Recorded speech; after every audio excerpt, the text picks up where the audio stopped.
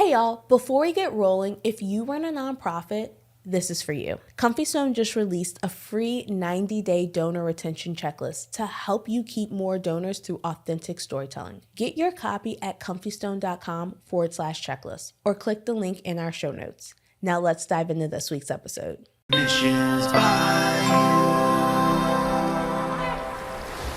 Hi everyone, welcome back to another episode of Missions by You. Today we have Heather West. She's the Executive Director of Community Sailing, a local nonprofit focused on making sailing more accessible and regardless of age, background, or ability. Welcome to Missions by You, Heather. Thank you so much. Happy to be here. I'm going to kick it off with, can you tell us what community sailing's main goals are and how you guys achieve them?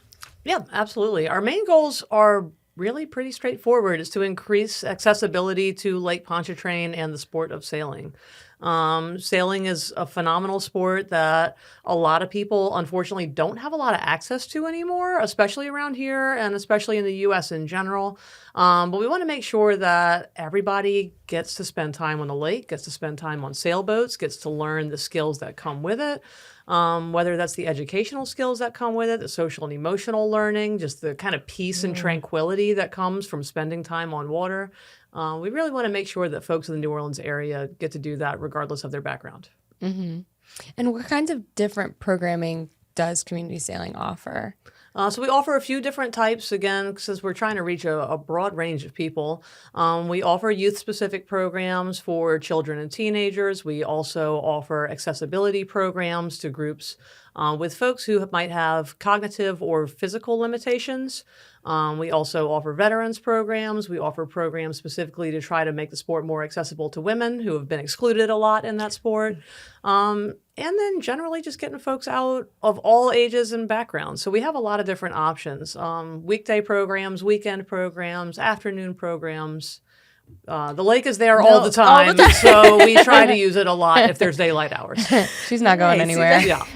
I like that you talked about just access to water and being on the water. I'm trying to remember what conversation I had with somebody.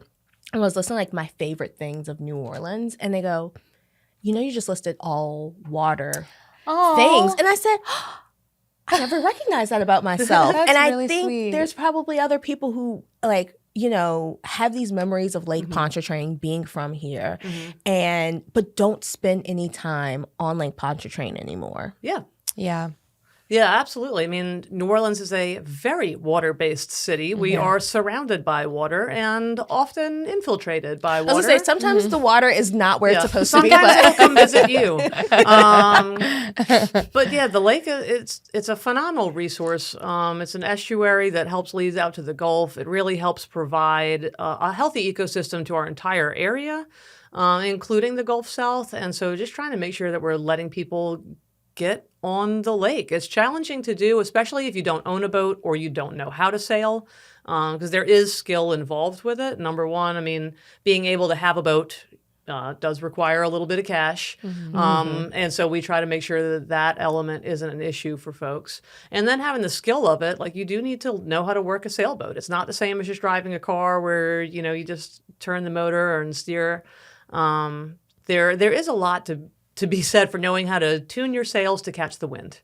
And we teach people how to do that too. Because there's also something really cool and empowering once you know how to trim your sails and catch wind.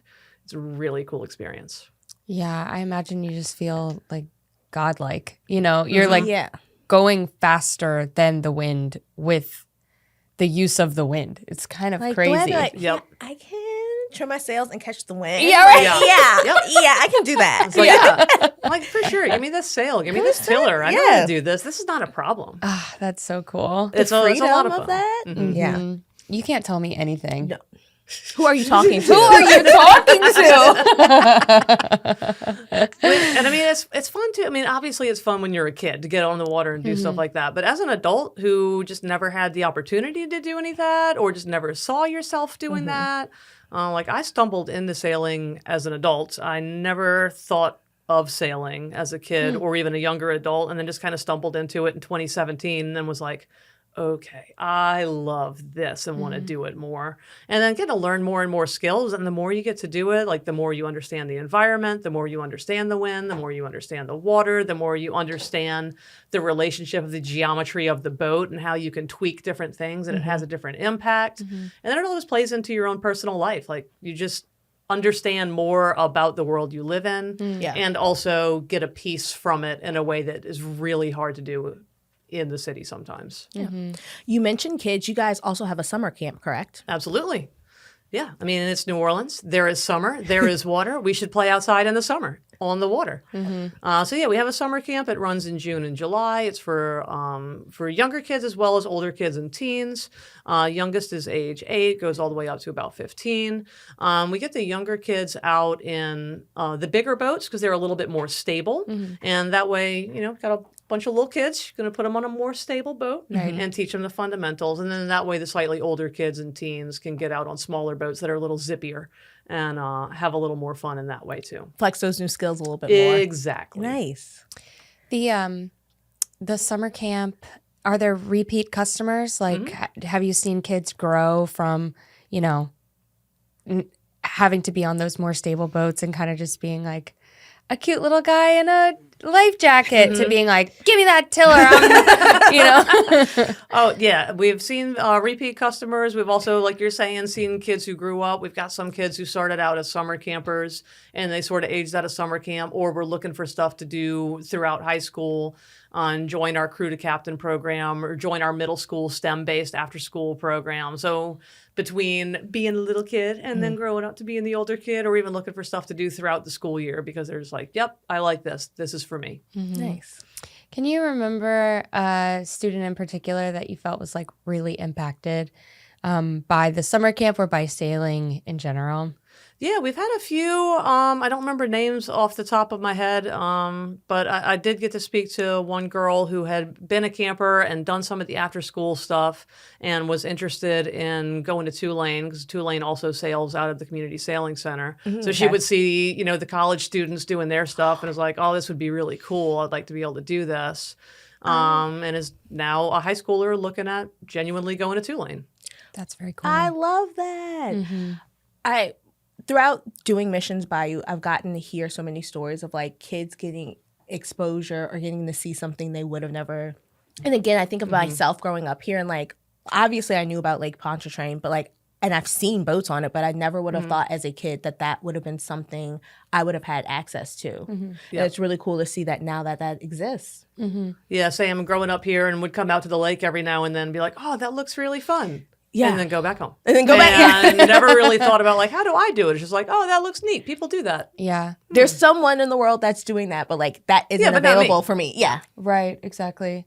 And it's interesting. When I moved back to New Orleans, I also was born and raised here, but when I moved back in 2023, in high school, I started my stint as being like very outdoorsy. Like I went on one trip to the Smokies and that was it for me. I was like an outdoors person.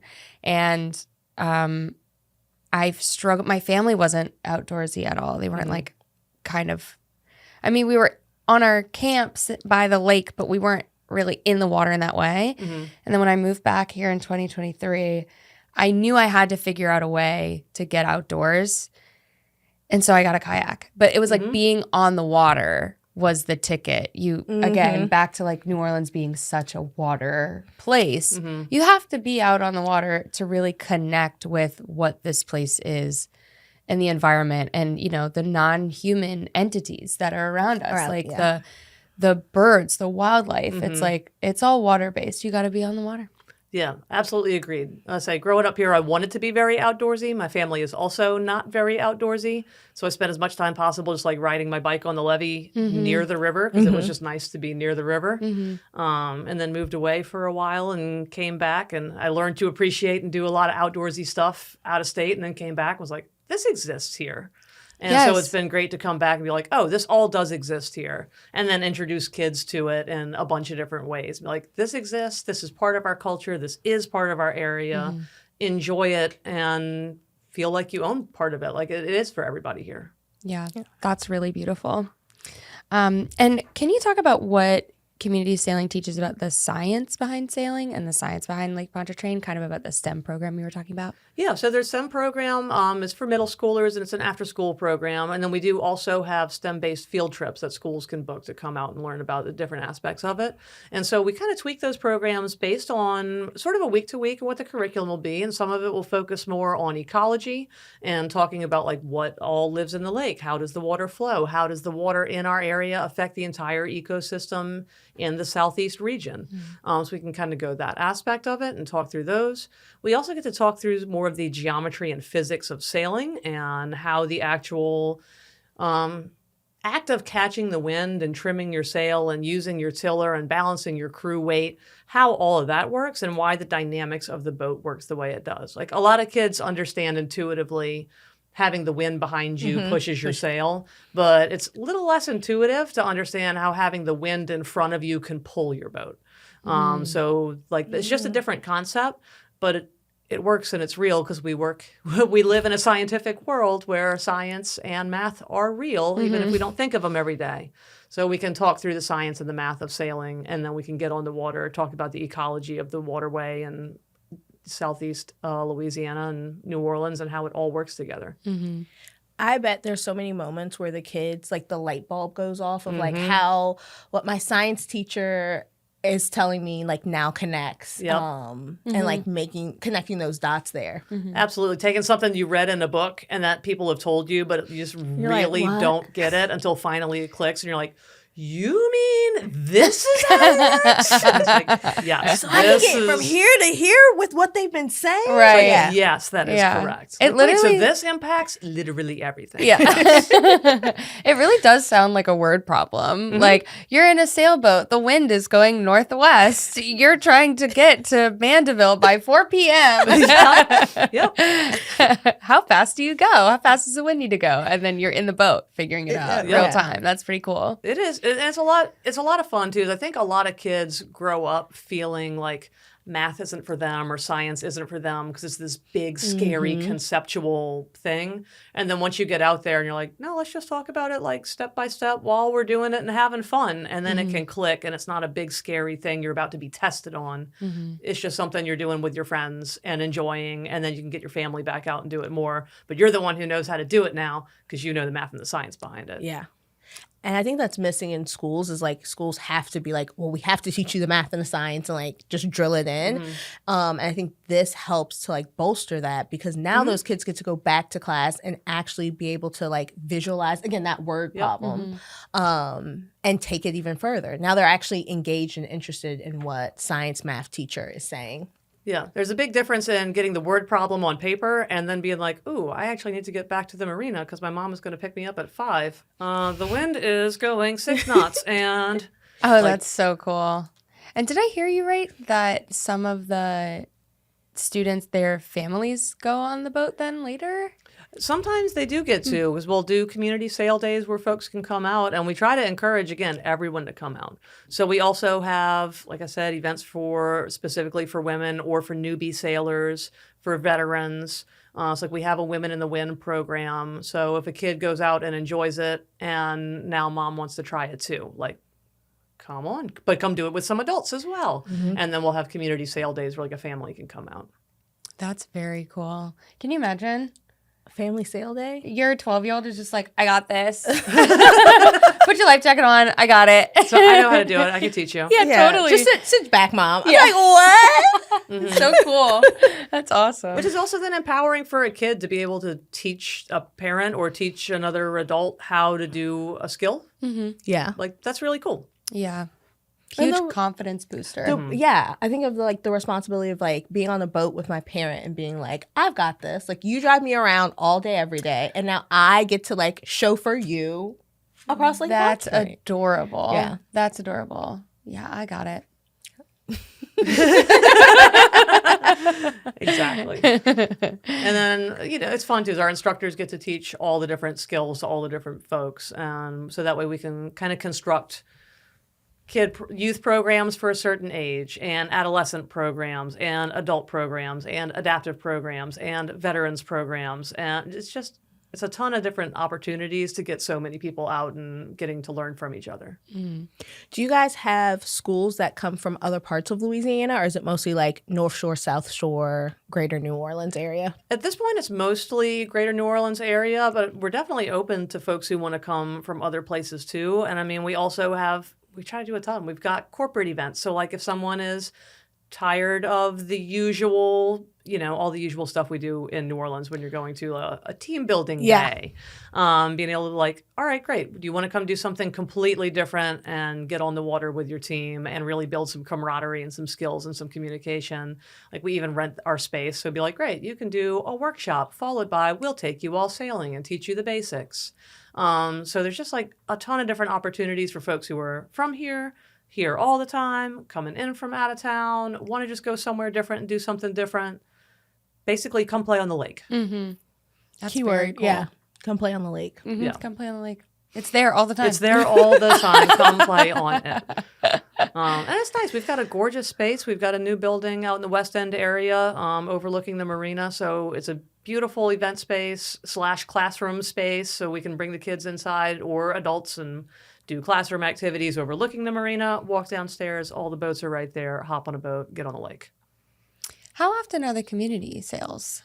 Not as often as I would like at the moment. We are working on adding more in 2026. That's part of our goal, is get more of those days. Real quick, guys, did you know it can cost up to 7 times more to find a new donor than to keep one you already have? That's why at Comfy Stone, we created a free 90-day donor retention checklist. It's simple, step-by-step guide that shows you exactly what to do after someone donates. From how to thank them to how to tell stories that keep them engaged and giving all year long. You can grab your free copy at comfystone.com/checklist or click the link in our show notes. All right, let's get back to the show. How can people get involved with community sailing? A lot of different ways. I mean, if you want to come actually take a class, just check us out online, social media. We've got Facebook, we've got Instagram, we've got a website. So any of that. Sign up for a class. We've got all of our spring and summer classes booked already. Okay. And I say the word class, I use that loosely. That includes like summer camp and corporate, whatever. So like check it out online. Also just send us an email if you want more details on anything. We also have volunteer opportunities. So if we have folks in the community who are already sailors and are interested in working on doing more of this stuff, we'll be launching our volunteer program real soon.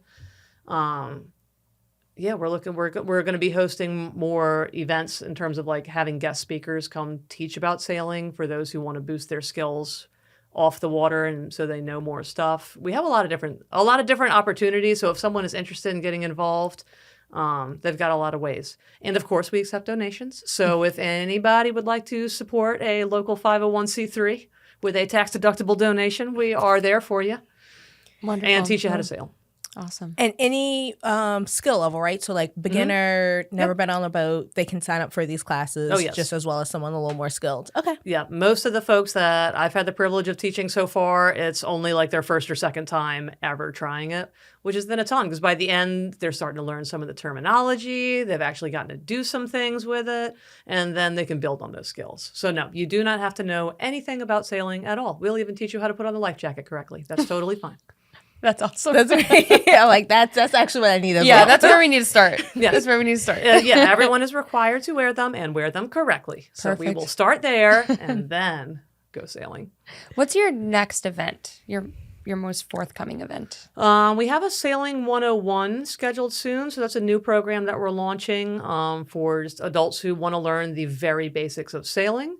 So we've had some, we're now calling Beyond the Basics, where you're learning like a multi-week series. So we realize some folks really just need super duper intro level basic starting from scratch. So I think our first upcoming event will be a Sailing 101. Cool. And what are the handles and what's your website?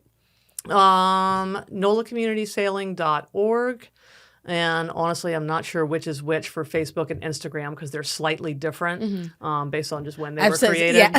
Yeah. So my apologies for not knowing which is which off the top of my head. But if you search for New Orleans Community Sailing, you'll find us. Yeah, or okay. Community Sailing New Orleans. Okay. Awesome. Well, before we leave, we always like to end the episode with a fun question. Ooh, I love go-arounds. So, what's your favorite memory on the water?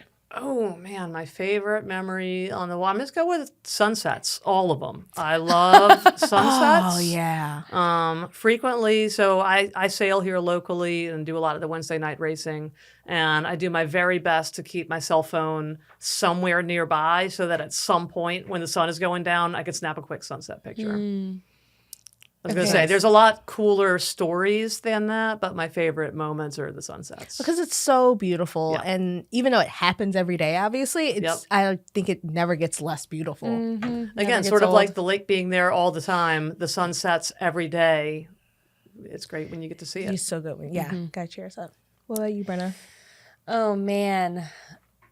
Oh goodness. Okay, this spring I went kayaking again. Lifesaver, my kayaking. I went kayaking in the Bonacary Spillway, and there was a little inlet. Like there was a big main passage, big canal, and then there was a little inlet. And inside the inlet, it was right after the Gulf fritillary butterflies had I started love to come out of their cocoons, and so it was big, tall grasses. And it was a very narrow passageway, maybe as big as this desk, actually. And there were really big, tall grasses and then some cypresses here and there and then just butterflies flying over. Disney princess That type would thing, be you know? That's what Yeah. I'm picturing. Like, was it when Ariel and Eric are like, kiss the girl? Yes, but it's just me. And the Oh, that would be beautiful awesome. nonetheless. Yeah. Yeah, it was very, no, Yeah. exactly. No Eric needed, honestly. My favorite memory is my dad used to take us fishing when I was younger, and I also just realized like we wouldn't bring our phones, like we just bring like the radio and just like outside, just him, and sometimes my siblings. Yeah, just like that peacefulness, and just chilling. And then dinner would obviously be catfish, so that was also a positive thing Yep. at the end. Shout out nice. to dads and fishing. That's where a lot of us get our first intros to the water, I feel Yeah. like, is dads and fishing. Dads just being like, I want everyone to be quiet and I want to be on the water. Yeah. And it works because mom's like, absolutely, you guys all go out of the house. Totally. Like everyone Yep. wins when dads take us fishing. Yes, exactly. And it's funny you mentioned the no phones because that's something that like you don't think about a whole lot until you do, and it's like, oh yeah, I didn't touch my phone once. And it was wonderful. Yeah. Like even when I say I take the pictures of sunsets, I'm like, that's pretty much the only time that I touch the phone the whole sail. It's just to get the one picture and then it's gone. Yeah. Because I mean, honestly, life is better when you're not looking at your phone all When the you're not- time. So true. Being outside, being on water, not paying attention to a phone sounds great. Just, yeah. Ideal. Well, thank you so much for coming. We've already done handles. Is there anything else you want to add? If you haven't already checked us out, please do. We're also happy to have folks come take a look at the building and kind of show people around. We know it's kind of new and a lot of folks don't know we're there yet. So we love for folks to just come see it, realize that this is a part of the New Orleans community, that it is here to increase access to the water. So like, please reach out, please come see us. We'd love to have some more folks out. When are the hours y'all are usually open, just for drop-ins and things like that? For the most part, Monday through Friday, 9 to 4, we're typically around. And then from there, it varies day to day based on whatever programs we have around. But otherwise, if anyone wants to like shoot us an email or reach us through Facebook or Instagram, like give us a phone call. We like answering phones. Love any that. of that. We love being able to just connect with the communities. We know too, a lot of folks get nervous about making that first interaction the same way you get nervous about that first time on the water. So it was like, great, reach out.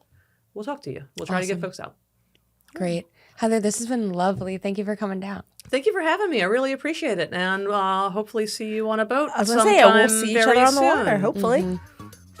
Thanks for listening to Missions Bayou, powered by Comfy Stone. If you enjoyed this episode, be sure to follow the podcast wherever you listen. And if you're watching on YouTube, don't forget to subscribe and drop a comment, letting us know your thoughts and who you'd like to hear from next. We'll see y'all next time.